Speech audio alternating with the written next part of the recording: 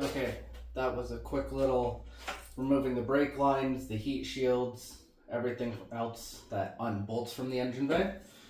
Went through and labeled all our wiring so we don't get confused when we shorten or lengthen whatever we need.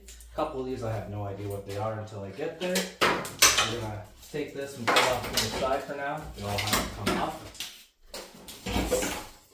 Got rid of the ABS module or pump. Probably never going back in. Most likely going to depin this, pull the wiring into the box to completely hide it. I'm pretty sure one or two of these have to be removed for the M54 swap. Remove these completely. They're for the traction control throttle body on the M52. All the passenger side wiring, all the driver side wirings over here.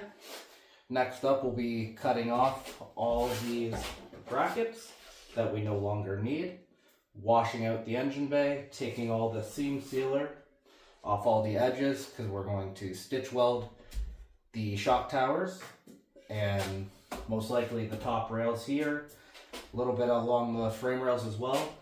Replace the two, or well, I guess just the one sway bar mount. It's pretty rough. Shorten up our rear brake lines down below so we can tie them together and bring them up for the manual brakes. The evap, probably delete it. Remove one of these fuel lines as we only need one for the M54 and mount a M54 fuel filter down there that has the integrated fuel pressure regulator. After that, sand, primer, and get it nice and smooth and ready for some paint. Okay, so as you can see, I cleaned up all the spots. Not every E36 came with cruise control, so you can see these were added at the factory afterwards. I'm guessing that not every E36 came with ABS, probably earlier ones, and they just weld on the ABS mount into place. The secondary air injection though, it is spot welded into place. I'm not sure what that is, but it's welded. Not sure what that did before again, but it's plug welded instead of spot welded. Well, this one for the washer bottle, if I'm not mistaken, is spot welded. We're gonna relocate that washer bottle probably to this area. Might even just completely get rid of it and just run Rain-X up there, because when we build hot rods at work, we don't put washer bottles. This isn't an everyday car, this is a weekend enjoyer, so I don't think we need a washer bottle. But those are cleaned up. I'm gonna find some drill bits and get spot welds removed. Probably need to go buy a cutoff wheel so I can cut all these other tabs off, and we can continue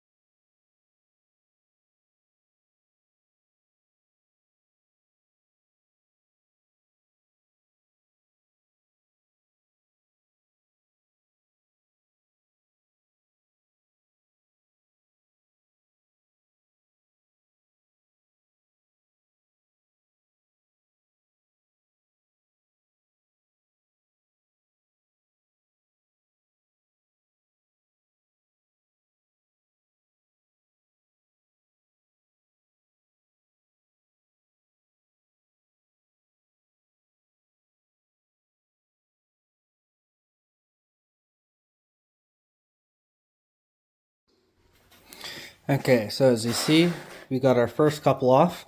Sadly, the very first one I ripped right through. But after that, came a lot easier, knocked out all the ones that you can drill off.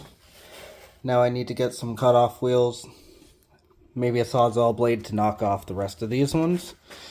And we'll get to removing all this shitty body seam sealer.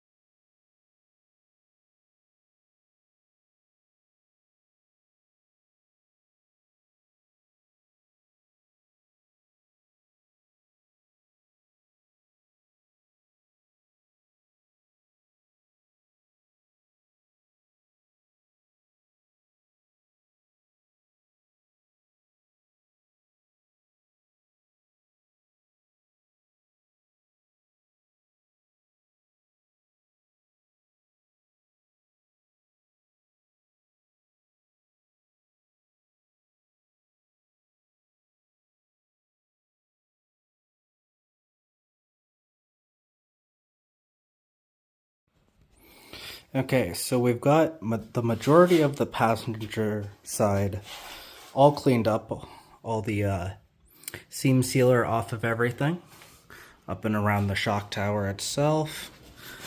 Found a little bit of rust in there that will be cleaned up, but it's a good start. We'll continue with this and hopefully make our way over to the driver's side soon.